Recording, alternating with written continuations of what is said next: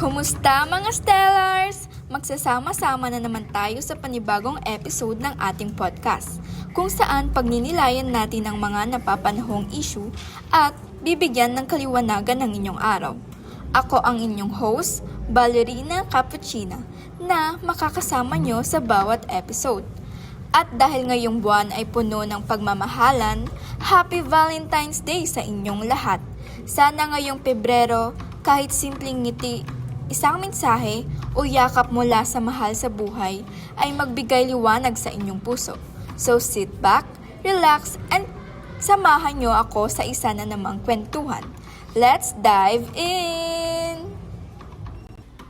Alam nyo, maganda ang buhay kapag may suportadong pamilya. Pero sa ilan, tila dilubyo ang bawat araw sa paaralan.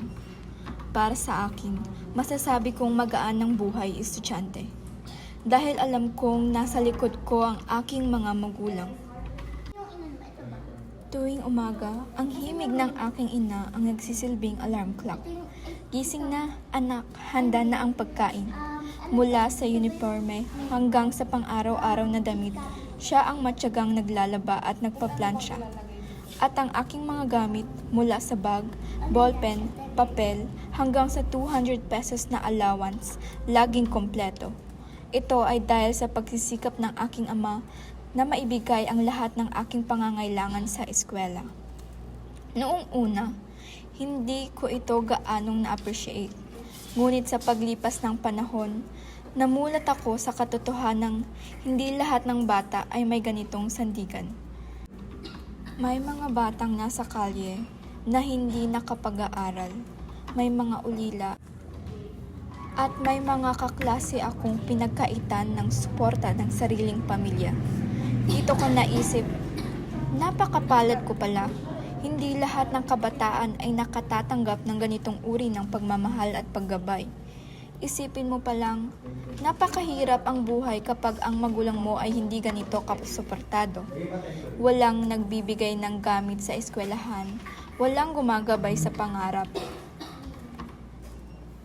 Napakadilim ng sitwasyong ito at madalas apektado ang pag-aaral ng batang iyon. Ayon kay Lauro Malvicino, Master Teacher 1 ng Talbang National High School, it takes a village or a community to raise a child. Hindi lamang guro ang dapat nariyan. Pati ang magulang na sumusuporta sa anak ay mahalaga. Kapag nagtutulungan ng guro at magulang, mas matibay ang pundasyon ng pagkatuto. Hindi lahat pantay. May mga batang pinagpala sa kanilang mga magulang at mayroong ding hindi. May pananagutan ang mga magulang sa edukasyon ng kanilang mga anak. Dahil dito, nakasalalay ang kanilang kinabukasan.